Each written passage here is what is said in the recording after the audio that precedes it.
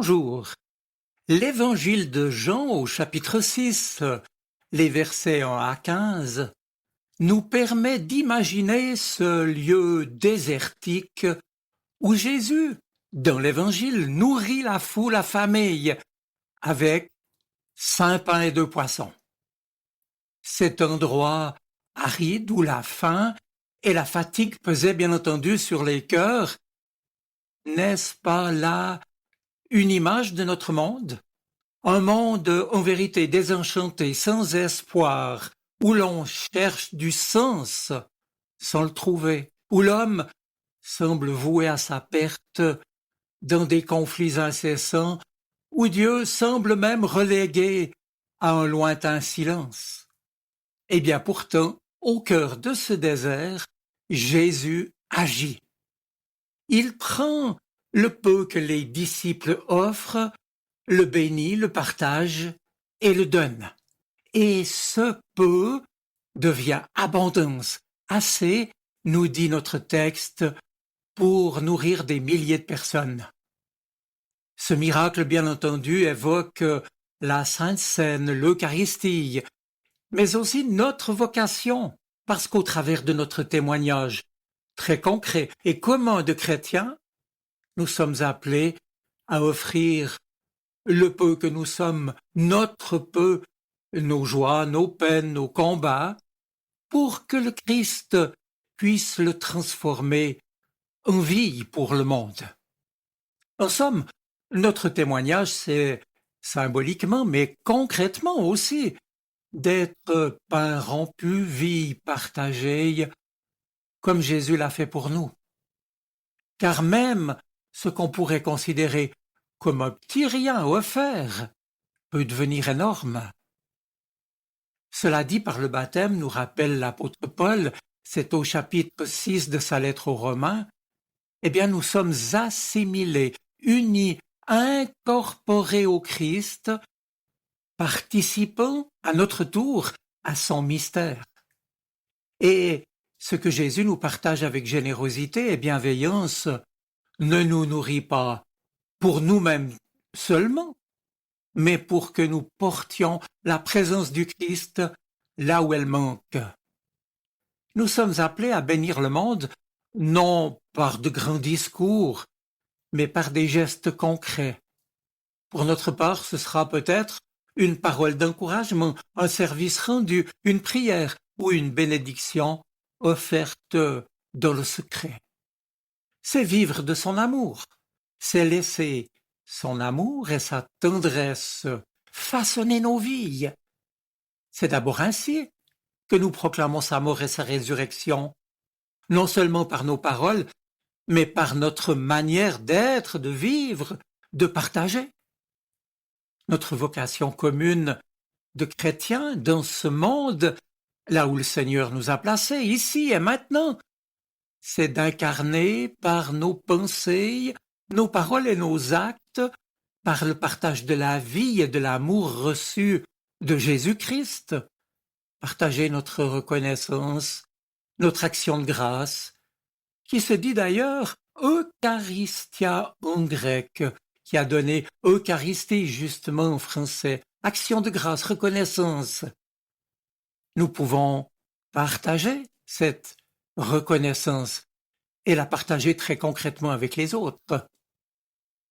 Quand nous écoutons l'autre précisément, lorsque nous partageons par exemple un sourire avec ceux qui sont habituellement méprisés, quand nous portons le fardeau d'un ami ou d'un proche, quand nous prions pour ceux qui souffrent, nous, sel de la terre, lumière du monde, disciples de Jésus-Christ, offrant au monde sa présence, nous offrons en même temps sa compassion et sa lumière. Mais comment le vivre dans un monde qui semble avoir oublié Dieu? Notre récit ici des 5 pains et des 2 poissons nous dit Dieu se soucie de notre vie dans toute sa réalité, spirituelle oui, mais corporelle également. Jésus est là et il nous invite à réenchanter le monde par notre foi. autrement dit, à l'illuminer par la lumière qu'il renouvelle en nous, à vivre de sa vie et à partager sa compassion. Chaque moment de vérité, chaque geste de charité, d'intérêt ou d'affection pour les autres est une manière de dire « Dieu est présent, il agit, il aime ». Tel doit être notre témoignage en offrant à notre tour nos vies par amour. L'Évangile nous appelle à une conversion profonde, à un changement d'orientation dans nos priorités. Il s'agit d'accueillir et de vivre de la grâce du Christ, mort et ressuscité, d'écouter le Christ nous parler au travers de la lecture de la Bible, la méditation et notre vie de prière. Il s'agit de recevoir, et c'est donc accepter d'être donné, de partager, comme lui. Certes, bien sûr, cela demande du courage, mais, voyez-vous, c'est précisément dans cette fragilité que notre témoignage est sel et lumière.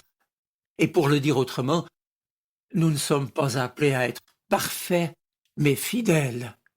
Si par cette communion, nous avons en nous le Christ mort et ressuscité, nous nous préparons par lui également à notre mort réelle, comme à une mort que nous dépasserons en lui, c'est sa promesse, sans peur ni doute en ce qui concerne son accueil auprès de lui.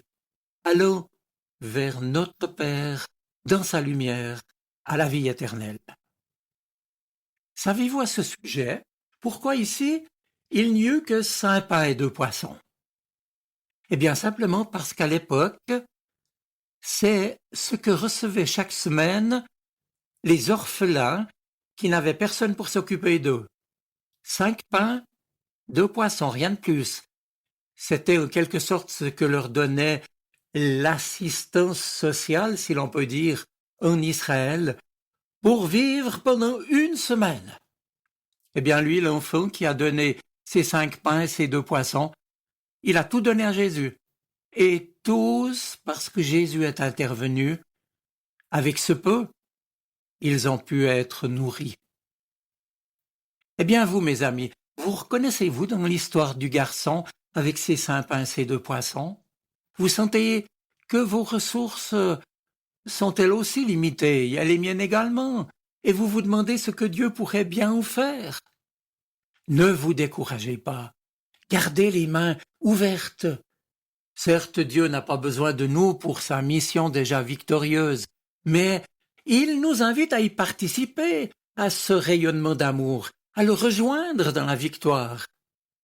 Alors que le garçon distribuait ce qu'il avait aux disciples de Jésus, il se demandait probablement quelle différence allait faire une si petite quantité de nourriture au milieu de cette grande foule. Ce qu'il avait lui semblait bien entendu insignifiant, et le besoin était immense. Mais alors, et c'est ce qui fait la différence, Jésus accueille, prend cette nourriture et commence à la partager, et cela va se transformer en un repas plus que suffisant pour nourrir la foule. Jésus reçoit de chacun de nous ce qui nous semble insuffisant et il l'utilise pour accomplir son projet. Il utilisa un petit groupe de personnes dans une maison pour fonder son église. Et puis Pentecôte, et puis tout a commencé. Oui, notre Dieu peut prendre tout ce qui lui est donné avec confiance et il peut multiplier l'impact pour manifester son amour.